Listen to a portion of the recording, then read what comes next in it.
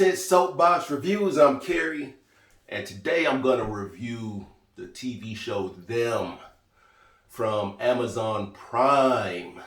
So, this show Them, man, it was a rough one. It was a rough one for me. I don't know about for y'all. Some of y'all might like this type of stuff. I particularly, let's get into it. So, I'm gonna start with the trailer because I saw the trailer and I was intrigued. The trailer was just like, yes, like, hey, this looks like a Jordan Peele, what was it, Us and Get Out type thing. And when you get into the show, it's not. So you're like, okay, well, it's got a little bit of like horror, like, well, what's gonna go on? Is it gonna be like Lovecraft Country? No, Lovecraft Country was set in the 50s. This is set in the 50s.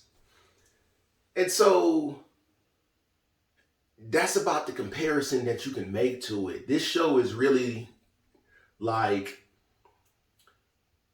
Lovecraft Country and The Shining. Both of those are really good. I like both of those. I rewatch both of those. I've seen The Shining at least 10 times in my lifetime. So that's about the comparison I can make, because it does have a supernatural element to it. So that's where you kind of get like The Shining bits and pieces from it. So you start out with this family, this black family. They live in North Carolina. The wife is at home by herself. Well, not by herself. She's at home with her little baby boy. And this old white lady comes up and, is just like, hey, what's going on? Yada, yada. And the wife is just like, you lost? And she's like, no, I'm not lost.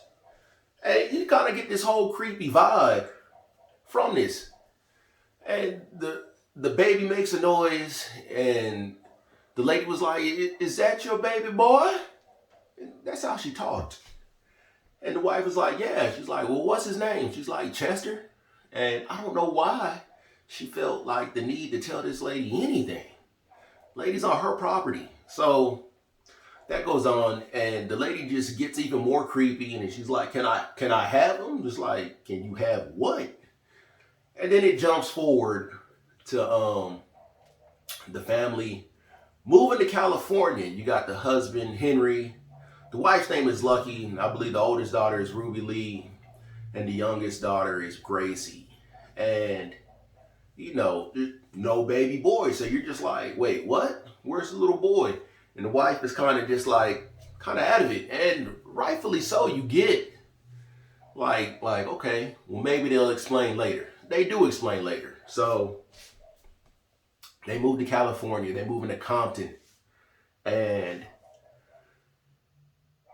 they move to an all-white neighborhood, and everybody is looking at them like, what are y'all doing here? Y'all ain't supposed to be here. Turns out the realtor sold them this house because she is a crooked realtor. And they show you that in a later episode. And this show is just like, hey, all the white people in here are no good. No white person in this show was like a good person at all. So they got issues with the neighbors. The neighbors are plotting and scheming how to get this black family out of the neighborhood. And, the family, they're getting in, they're getting settled. And it was like their first or second night that they're in there, their dog winds up in the basement with a broken neck. Come on now. You're just like, for real? They going out there and they just terrorizing these people like that? No, but it turns out that as a matter of fact, they never explain how this dog winds up with a broken neck. They just leave it up to the supernatural. And whereas with the supernatural in this show, it's supernatural and it's not supernatural, because it's actually the people themselves actually doing these things. So it's really like mental health and trauma issues. And this show is full of just black trauma. If y'all like black trauma and that's what makes you feel good about yourself at nighttime when you go to bed, well then this show is for you. It's not for me. I watch movies and TV shows for escapism. I like to feel good. I like to get out of the real world when I'm jumping into movies and TV shows. If I want realism, I'll turn on the news and turn on Facebook and I can just see, black people being shot by cops because it still happens. So back to them. So they find the dog in the basement. The wife grabs the gun, runs out in her yard talking about, y'all leave my family alone. Y'all leave my family alone. The husband goes out there, gets her, brings her back in the house. The cops show up because, of course, they're going to call the cops. And it's one of those things you're just like, dang, the cops are in the house, All right, here we go. And the two cops that show up are just what you expect in 1950, 54, 55. And so, then the sergeant shows up and he's like, yo, what are y'all doing? And you're just like, wait a minute. This dude is all right. He's not. Turns out he was hooked up with the realtor lady and they were doing some kind of scheme, getting black people in white neighborhoods to where they can't get out of buying a house. And they was just profiting a bunch of extra money on top of that. Like I said, this show doesn't make any white people look good. That's just what that is. And this show doesn't make black people feel good about being black. This show is just trauma, just big trauma fest. So, the cop is with the husband, Henry, down in the basement, and they're just like, hey, looks like something got in here and killed your dog from this broken window, but it couldn't have been anything big because the window was very small. So they just chalk it up to like, we don't know what happened. Just a bunch of craziness. Husband goes to work. He's the first black engineer that they have there. The receptionist is very rude and mean to him. The black janitor is like, hey, don't worry about it. I'll show you where to go. Black janitor helps him out. And he's like, it sure is good to see one of us finally make it. Of course. So the daughter, oldest daughter, goes to school. And of course, everybody's looking at her like, what's going on here? Why are you here at this school? It's one of those things that I get it. It's trauma. The husband was in the war and he talked about how messed up the war was, how they didn't give any black soldiers guns. They tested mustard gas on them, all these different things. And so he had a lot of PTSD off of that. So everybody in this family has got some mental problems going on. They got it going on. It's just bad. You just feel bad the whole time for this family. You're just like, dang, can they not catch a break? Can something good happen to them? No, nothing good happens to them. And it's just like one thing that is just like, I do not like, and it's just help me feel good in watching something. I don't need to feel dread and terror the whole time I'm watching this. So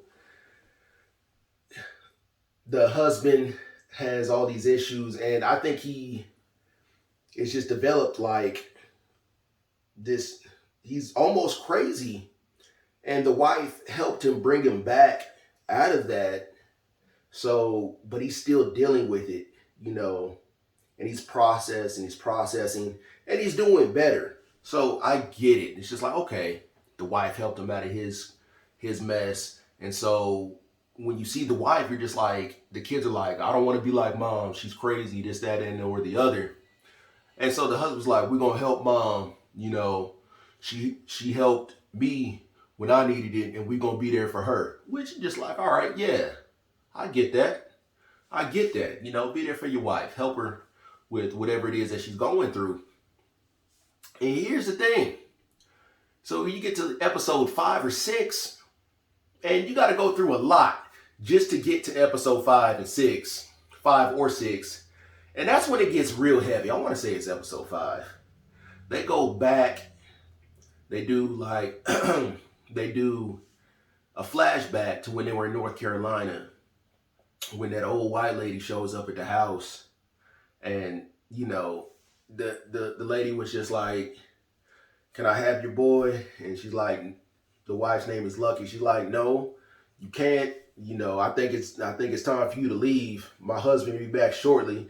And she's talking. The old lady says, oh, you mean that fella with the 2 little girls that I saw leave about an hour ago? And so the wife, Lucky, runs into the house. And you see these three other guys walk down the street. They break into the house. Lucky hides the baby. And the people are in the house. One dude runs upstairs and just starts going through everything. And the other 2 dudes are downstairs. One dude is standing there. The other dude walks around. And Lucky turns around and sees him. And, you know, she starts backing up. And then one dude is standing right there behind her. And it's 2 things that I hate. I hate in life. 2 things that I hate in life. And these are 2 things that this show does in one instance. These 2 dudes proceed to rape Lucky. And while they're raping Lucky, that old white lady finds the little baby in the closet. And then you're thinking like, okay, she's just gonna kidnap the baby. That old lady was playing with little baby Chester. And she puts him in a pillowcase, twirls it up, and then she's like, cat in the bag, cat in the bag. And you're like, what the heck does that mean? These people play hot potato with this baby in this bag. And they toss this baby back and forth, back and forth, back and forth. And one dude is still raping Lucky. And then the old lady takes that baby, starts swinging it around her head. And then she drops the bag down by her side, holding it still. And you just see a blood spot on it. And then she just drops the bag on the floor and you see more blood come out. They murdered that little baby and raped that woman. At this point, I just feel just complete and utter dread, disgust, anger. And this show doesn't do anything for race relations but division. This show will make you dislike white people if you're black. And it's just like, why? Why do we need this? Why do we need this? Yes, we don't need to forget about our history. But don't paint this show like it's supposed to be something like, hey, y'all gotta come watch this. We doing something different. We doing something for the people. Nah, y'all not. Y'all just really just y'all just taking scars and just reopening up a scar. Scar is already healed. But y'all taking that scar and cutting back over it and just like, yeah, y'all feel that. Y'all feel that right there? And we get enough of that. We get enough of that with actual films that deal with actual history that we went through, not made up stuff to drudge up old feelings of terror. And it's one of those things. This was produced by Lena Waithe, and who did Queen and Slim. I didn't like Queen and Slim. I don't like this. Lena Waithe, that was 2 strikes. You're out. I'm not watching anything else you do. I don't care who recommends it to me. That was it. That was the last straw on that right there. That's done. So that's why the wife is acting the way that she's acting. If y'all like struggle stuff, fine. Y'all can like struggle stuff. But this right here, if y'all go into this, is like, yeah, this is what I need to watch to make me feel something tonight. Y'all sick, man. Y'all, whew, this is one thing that shouldn't, nah. I'm sorry, y'all. I can't with this one. Husband engineer, they get this big project done, and the boss is like, yeah, everybody that works on it, you know, is gonna get a big raise. Of course, Henry, the only black guy, his boss is like, yeah, you know, we're not gonna give this to you because pretty much you're black. So Henry pretty much has a mental break, and with his mental break, he starts seeing this Sambo character, blackface, and it's weird because it's just like, you know, he pops out and he starts talking to him. What you gonna do? What you gonna do? And it's just like, really? He might as well just popped Hulk Hogan up in there. What you gonna do, brother? For that, it is just like, and so pretty much, I guess it's like the bad part of his head. And this is why it's like The Shining, because like some of this stuff shows up and it's supposed to be like a supernatural effect. But to me, I really just think it's the PTSD for the dad and the trauma that these people have been through. And so he pretty much is just like, what you gonna do? And he's just like going through this whole thing in his head, like, oh yeah, I'm gonna show him. And he goes to the boss's house with his gun, and I guess he was about to kill his boss. And it's just like, and this was the thing with like Jordan Peele movies, at no point in time does he vilify us. You can say, oh, well, Get Out, you know, he killed that family. But if somebody kidnaps you, hypnotizes you, and proceeds to try to give you brain surgery without your consent, you probably got every right to get out of there to save your life if you got to take some folks out the game. Right? That wasn't him just like showing up to their house, just like, yeah, white family, I'm about to just kill everybody. That's not what that was. But with this, just because he didn't get the raise, he's just like, yeah, I got to go kill this guy. I'm going to break into his house. I'm going to drink all his alcohol. I'm going to piss in his toilet. And yeah. But he wasn't home, so he doesn't kill him. And it's one of those things, it's like Henry also winds up killing the police sergeant later on. Just because, you know, he sees the Sambo guy in his back seat like, oh, what you gonna do? I didn't like this show. It brings back up negative feelings of things. If I need to watch something that's actually historical, then I'll watch something that's actually historical, that things that actually happen, not made up things that try to bring in supernatural. And with black, it's not Lovecraft Country, which actually did a great job of, it was a great show. It was a great show. It had some of those feelings of like, all right, this is what we go through as black people, but it had the supernatural effect in there that at the end of the time, it made you feel good. First episode of Lovecraft Country, it's just like you have these black people, they in the 50s, cops show up, cops are just like being how cops are gonna be, and the cops are pretty much like, yeah, it's a sundown town, and we got you out here after sundown, so y'all know what's about to happen.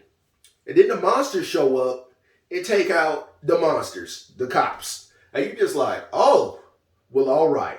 I feel a little bit better about this because like the black folks happen to make it out.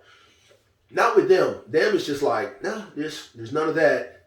And the supernatural effect, that's just here to make the black people feel even worse about themselves. This show, I can't even go on with this show. It was too much. Some of y'all might like it, and it might be for some of y'all. I get that. This show was not for me at all. At the end of this show, I felt the same way I did when I first watched the first episode. And that was just helplessness and dread the whole time. And it's just like, this didn't make me feel good at all. Some of y'all, like I say, might like that. I want to know what you guys think. If you guys are going to watch the show, if you're not going to watch the show, tell me, let me know. If you did watch it, I want to know what you thought about it. Do you agree with me? Do you disagree? But I got to give this, I got to say, I did like the cinematography. It was good. I love how this show was shot. That was good. The acting was good. I'll give it up to all the actors, black, white, everybody in between. All of you guys did a good job because the people that you were supposed to like, you liked. The people that you weren't supposed to like, you didn't. And that's a job well done. That is a job well done. If you can do your job as an actor and make me not like you and I'm not supposed to like you, well done. If you can do your job as an actor and make me like you when I am supposed to like you, well done. I will say the show did invoke emotion, and I guess it was the emotion of like helplessness. So I'm gonna give this show 2 cents out of 5. And that's where I'm gonna go with this. 2 cents out of 5. I want to know what you guys thought about it. Talk to me about it. I'll catch y'all next time. This has been 2 Cents Soapbox. Peace.